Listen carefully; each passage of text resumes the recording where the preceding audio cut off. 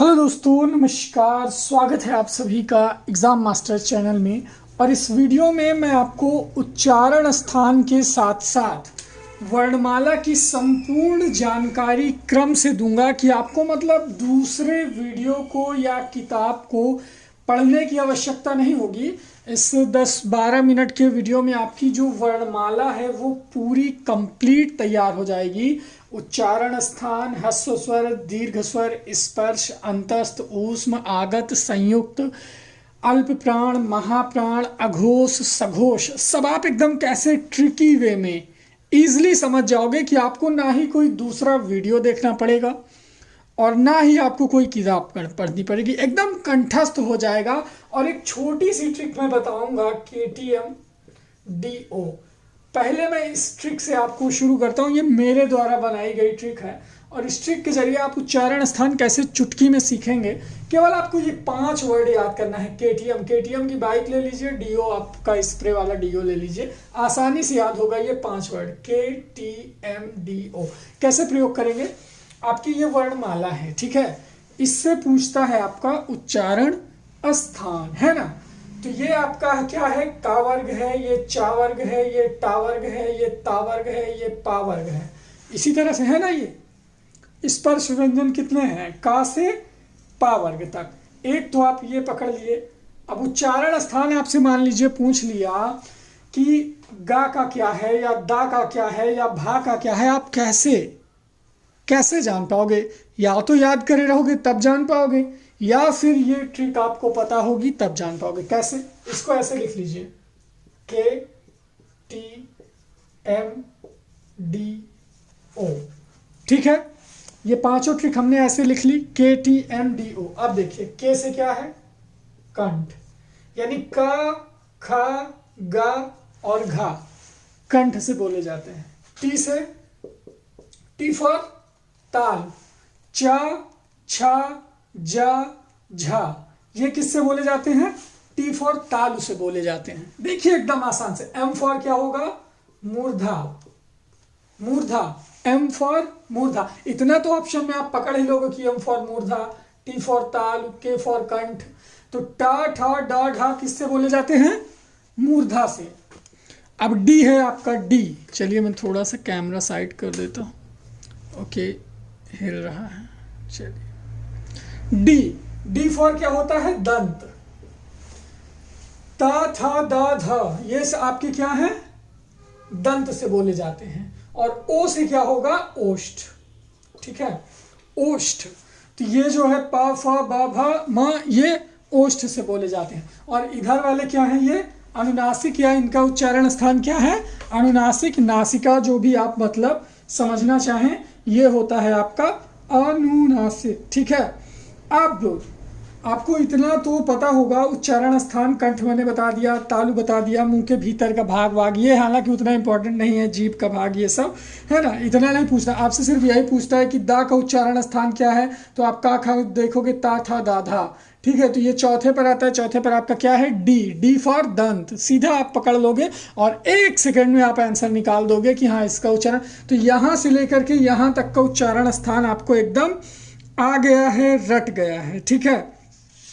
अब आगे कुछ चीजें ऐसी हैं। ओष्ठ के बाद क्या आता है? देखिए दोस्तों, कुछ वर्ण होते हैं जो दंतोष्ठ होते हैं, दंतोष्ठ।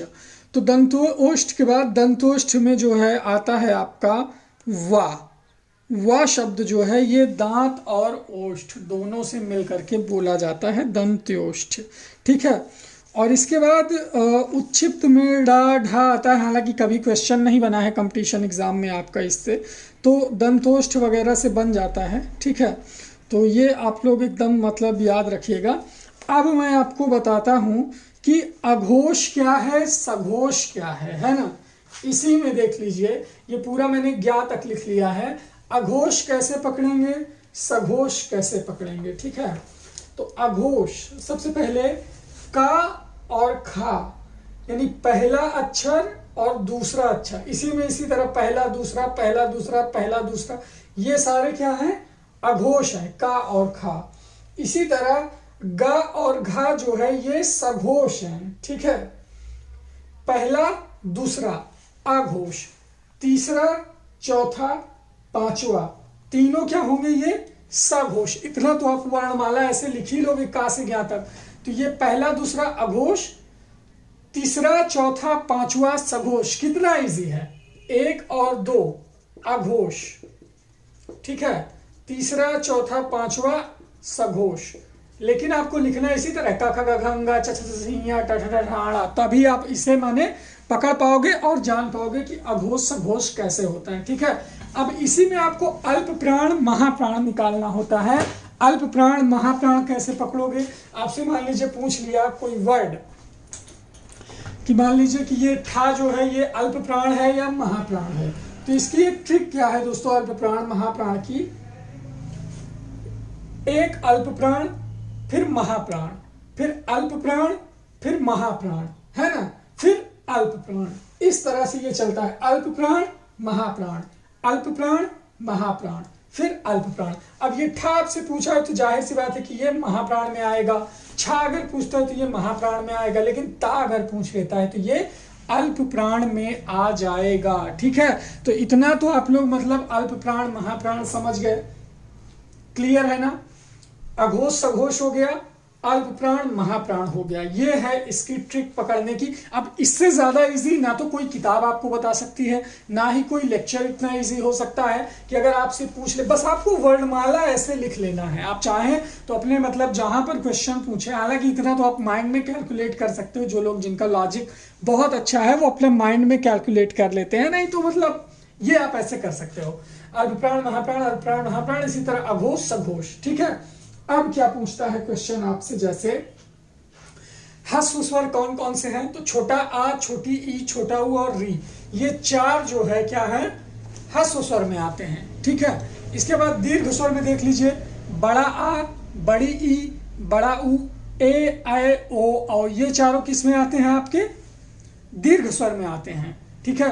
इसके बाद स्पर्श, स्पर्श में का से लेकर के पा वर्ग यानी मां तक, ठीक है, ये का से लेकर के मां तक आपका स्पर्श व्यंजन कहलाते हैं।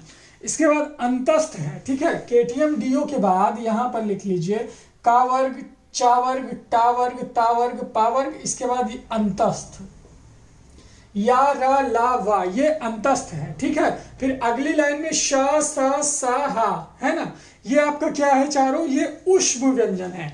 एक नंबर ये सॉलिड पूछता है ऊष्म व्यंजन से आपका, ठीक है। हालांकि अंतस्थ और ऊष्म दोनों इंपॉर्टेंट है। तो ऊपर वाला जो है या रा ला वा, ये क्या है? अंतस्थ है। और श स और ये वाला ये क्या है? ऊष्म के अंतर्गत आते हैं, ऊष्म व्यंजन।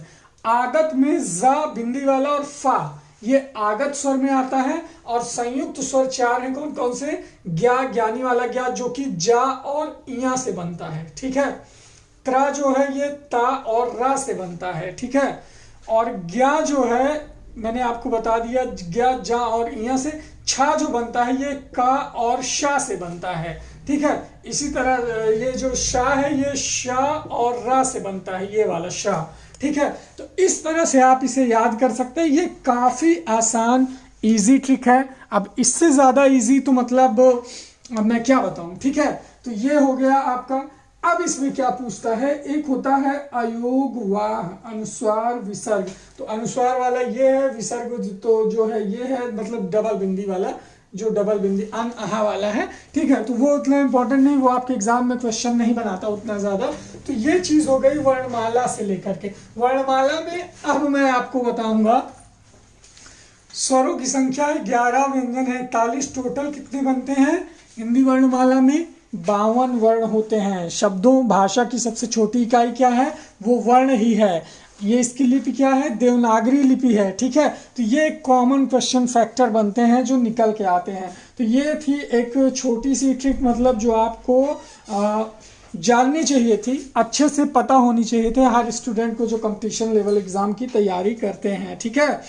तो अब मैं कुछ पॉइंट्स आपको बता देता हूं जो आपको रिमेंबर करने होंगे। कुछ छोटे छोटे पॉइंट्स हैं, छोटे छोटे एग्जाम लेवल के हिसाब से ये पॉइंट्स हैं। तो इनको आप लोग एक बार याद कर लेंगे तो आपका काफ़ी परीक्षा में कल्याण हो जाएगा।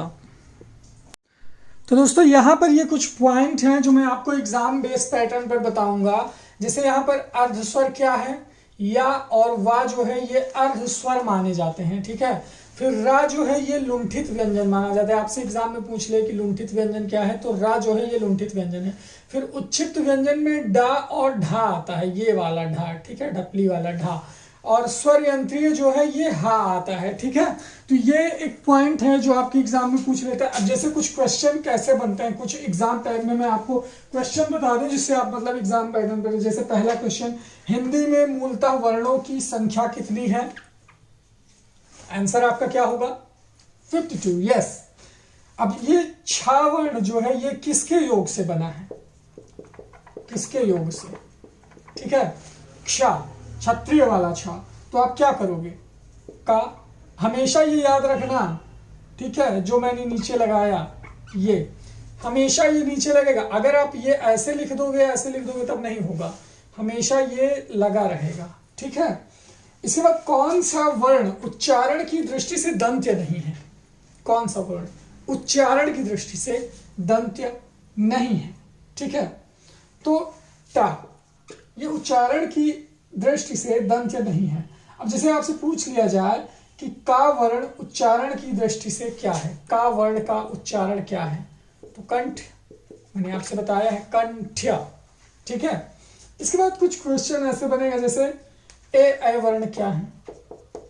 सोचिए सोचिए, दिमाग लगाइए, ए वर्ण क्या है? अभी अभी मैंने आपको पढ़ाया, दिमाग लगाइए, जल्दी बताइए, ए वर्ण क्या है? तो दोस्तों ये कंठ तालव्य है, कंठ तालव्य। ए जो है कंठ तालव्य में आते हैं, ठीक है। अब मैं आपसे पूछता हूं अयोगवाह, अयोगवाह कौन कौन से हैं? फिर सोचिए, अयोगवाह में आता है अन और आहा। जो बचा हुआ पार्ट है वो मैं यहां आपका पूरा कर दूंगा, ठीक है। अयोगवाह में क्या आता है? अन और आहा आता है, ठीक है। चलिए इसको इरेज करके फिर देखता हूं। ये मतलब काफी जरूरी हो जाता है आपके एग्जाम पैटर्न से। फिर आपको वर्णमाला में कुछ एकदम पढ़ना ही नहीं है। चलिए आप बताइए, हिंदी में श ध्वनि कहाँ से आती है? ये, इसका उच्चारण स्थान क्या होगा? तो इसका जो दोस्तों होगा वो तालव्य होगा, ठीक है। श का उच्चारण स्थान क्या होगा? तालव्य होगा, ठीक है। अब चलिए बताइए अंतस्थ व्यंजन कौन से हैं? अंतस्थ अभी अभी पढ़ाया है, जी हाँ, या रा ला वा। इसे कैसे पकड़ेंगे? के टी एम डी ओ के बाद जो आता है वो अंतस्थ ही आता है, ठीक है। अगला जो पॉइंट आता है वो अंतस्थ आता है, ठीक है। के से कंठ, टी से तालु, एम से मूर्धा, डी से दंत, ओ से ओष्ठ, ठीक है। काखा गाघा अंगा, चाछा जाझा इया, टाठा डाढ़ा आड़ा, ताथा दाधा ना, पाफा बाभा मा। उसके बाद अंतस्थ में क्या आ जाएगा? या रा ला वा। क्या ट्रिक है, एकदम मतलब आसानी से समझ सकते हैं, ठीक है। अंतस्थ और काखा का घंगा जो भी है, ये देखिए एकदम बोर्ड पे मैं क्लियर आपको दिखा दे रहा हूँ, कैमरा रोटेट करके, एक सेकेंड, अभी दिख रहा है ये। के से कंठ, काखा का घा, टी से ताल, चाछा जाझा, एम से मूर्धा, टा ठा डा ढा, डी से दांत, दंत्य, ता था द धा, ओ से ओष्ठ, पा फा ब भा। अब इसके बाद आ जाता है आपका अंतस्थ, छठवें नंबर पर। तो क्या आएगा? पाफा बभम्मा के बाद या र ला व अंतस्थ है, ठीक है। और इसके नीचे जो आता है शा, सा, श और ये हा, ठीक है। ये चारों वर्ण, ठीक है, मैं लिख दे रहा हूं, चलिए इरेज करके। अभी तो यहीं तक है हम लोग, एकदम वर्णमाला इजी है। शा सा श हा, ये क्या है? ऊष्म, रट गया आपको, ठीक है। अब इसके बाद श, ये छत्री वाला, त्रा, त्रिशूल वाला, ज्ञा और श्री राम जिससे आप लिखते हैं, ये क्या है? संयुक्त व्यंजन है। श किससे बनता है? आधा का और आधा श। त्रा किससे बनता है और ज्ञा किससे बनता है और श्रा किससे बनता है? कमेंट करके बता दीजिए आप लोग। ये आपका टेस्ट है, ठीक है। तो जिन लोगों को भाई समझ में आया, वीडियो को थम्स अप कीजिए, ऐसे वाला लाइक कीजिए और कमेंट में बताइए त्रा का, ज्ञा का और शा का इसका उच्चारण स्थान क्या है, जरूर बताइए। वीडियो को लाइक करिए, शेयर करिए और एग्जाम मास्टर चैनल को सब्सक्राइब करिए फॉर मोर अपडेट्स। जी हाँ, थैंक यू सो मच।